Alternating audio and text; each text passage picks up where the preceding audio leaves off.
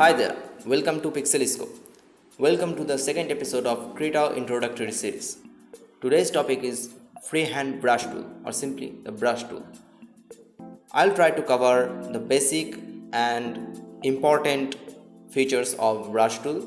So without further ado, let's get started. So brush tool. In my opinion, this is one of the most important tools in any painting software, and same goes for Krita also. So in order to access the brush tool, you press B. I am already in my brush tool, so if I go to any other tool and I press B, it goes to brush tool.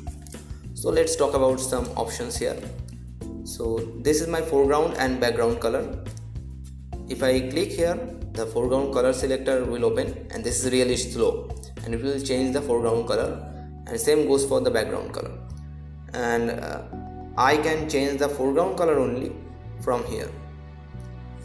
So these are the two options to interchange the foreground and background color. So to make the background color as foreground and make the foreground color as background, and this is to reset the foreground and background color to black and white. So similar thing can be achieved through keyboard shortcut. So I can reset this foreground and background color to black and white respectively by pressing D from my keyboard, and I can interchange the foreground and background color by pressing X. So that's really simple. So this is my brush engine, and I'll talk about this later because this is really vast. And this is my brush presets, and I can choose any brush from here and I can start painting right away. It has really fancy brushes already, and all you have to do is just select. So this is my blending mode. It also needs another tutorial series to be completed. And this is my brush, this is my eraser. I can click here and I can erase. So I can change my brush tip to anything other than this, and I can start erasing that. And in order to get to the brush mode, I have to press it again. The same can be done with using E. But notice that this is only a blending mode. It doesn't have any other tool dedicated to erasing. So you can click here or press E, and it will go to erasing mode, and it will toggle between erasing mode and brush mode. So this is that, and I'll talk about the preserve alpha later. And this is my reset the brush editor, the brush preset. So if I happen to change the size or anything, I can press this and it will reset the brush preset. So I have opacity and I have flow here, but this is showing size. I can change it to flow, show flow, as I can already change my size from my canvas. So let's talk about opacity and flow. So opacity and flow, they are two different things that controls the transparency of the stroke, and these two can be really confusing. So let's break the confusion here. Opacity controls the transparency for the entire stroke, and flow controls the transparency for each dab of the stroke. So let's give a demonstration of that. My color is black here and I am fully opaque. So let's get the flow to be really low. And if I now draw here, notice that my transparency is reduced. It is reduced a lot. But let's change my brush to something convenient. Let's change to that. And I am setting this flow to really low, and my transparency also gets lower. But if I happen to run over a same place twice, it will increase the transparency of the same place. So notice how the opacity is changed. This is the stroke is becoming more opaque at the place where all the lines are converging. But this value controls the initial opacity, initial transparency of the stroke. So if I set it to 0.11, this stroke is 0.11, and if I run over it again, it is 0.11 plus 11, and that's why it's deeper. But this is not the case with opacity.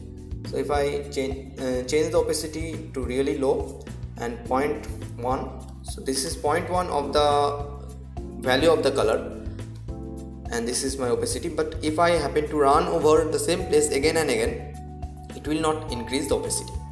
So these are the basic differences. But if I suppose I am lifting my pen and again I am doing this, then it will change the opacity. It will increase, it will not lock the opacity. So this does lock the opacity and this does not. Ideally you should use both to get more organic results. Okay, so let's talk about the next tool in our shelf. This is the horizontal mirror tool. If I click here, it will set a line across the center of the canvas vertically, and it will mirror the stroke from left to right or right to left. So this can be used with portrait drawing and sword painting, anything. The sky is the limit. And we have some options here. This is hide mirror line, and it will hide the line that is the guide, and I can change the line from here to here. I can place it anywhere and I can lock it, so it will not be moved until I unlock that again. And if I change it any other in any other place and I want it to get to the center, I can use this, so it will be recentered. And same goes for this vertical mirror line. Let's create a new layer, and it can be used for anything that needs to be mirrored vertically. So let's draw something that is similar to an water reflection. So this can be done easily with this vertical mirror tool. Let's talk about the tool options for brush tool. We have no smoothing, basic smoothing, weighted smoothing, and stabilizer. You should get basic smoothing as your default preset, and let's talk about no smoothing. So basically, no smoothing doesn't apply any anti-aliasing filter to your brush stroke. It will directly translate your brush stroke from your tablet to your PC canvas.